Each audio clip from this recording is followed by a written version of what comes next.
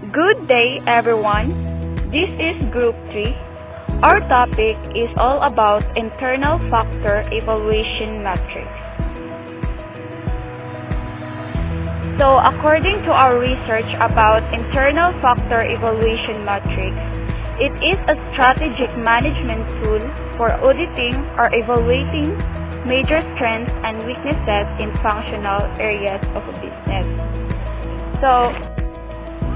So sa internal factor evaluation matrix, so based sa ihang meaning is usa siya ka management tool nga ga-audit or ga-evaluate sa mga strengths and weaknesses sa functional areas of business.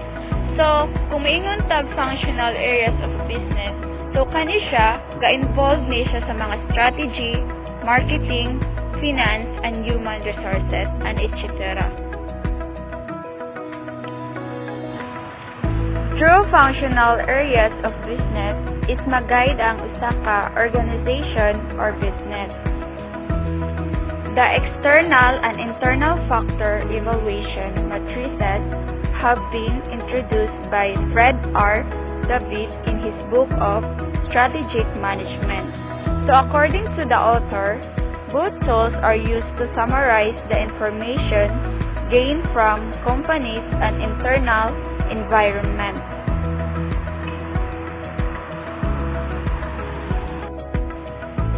Internal factor evaluation matrix method conceptually relates to the balanced scorecard method in some aspects.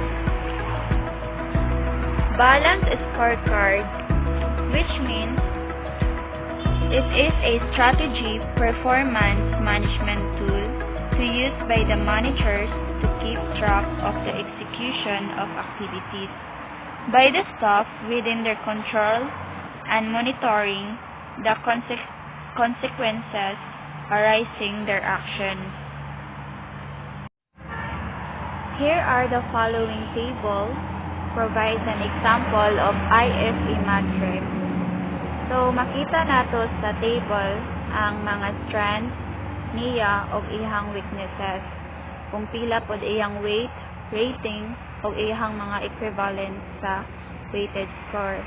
So for example, sa strength is larger manufacturer in the market. So iyang weight is 10%, iyang rating is 4. So iyang weighted score is 0.40. An example pod sa weaknesses niya is saturated market. So iyang weight is 10%, iyang rating is 1. Weighted score niya is 0.10. So kung ato na siyang itotal in overall, apil ang strengths and weaknesses is the equivalent na siya sa 2.79.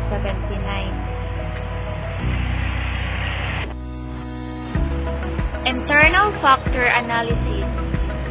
Its strengths and weaknesses are used as the key internal factors in the evaluation.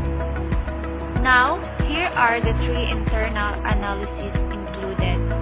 First, weight. Second, rating. Lastly, score. First, weight is a factor should be assigned a weight ranging 0.0 low importance to 1.0 high importance.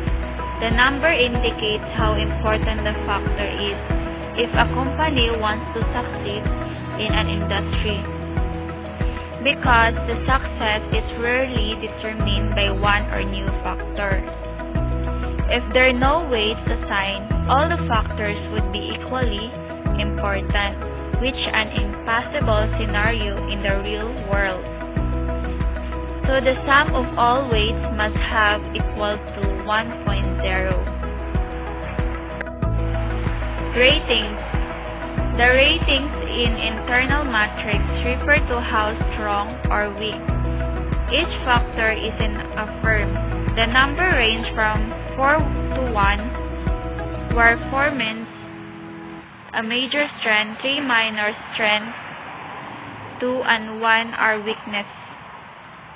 So the process of assigning ratings in internal factor evaluation matrix can be done easier using benchmarking tool. Benchmarking is usa na siya ka tool na ga-compare sa mga performance sa usa ka business process. Lastly is score. Score is the result of weight multiplied by rating. Total weighted score is simply by the sum of all individual weighted score. So, ang score mo ang result sa weight, then multiply by the rating. So, mo na siya ang total weighted score.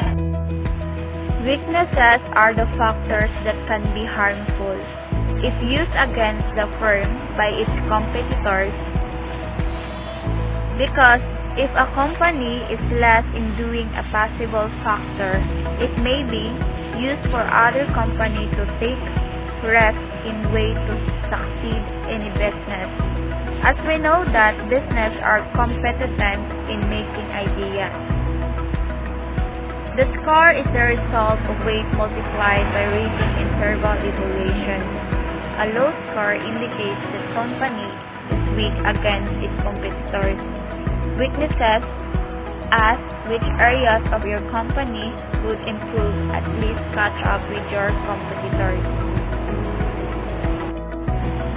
Here are some examples of weaknesses. Investments in R&D are below the industry, very low or zero profit margin, poor customer services, high employer turnover, high cost structure, weak brand portfolio, high debt level, brand dilution, poor presence in the world's largest market. So, sample of weaknesses.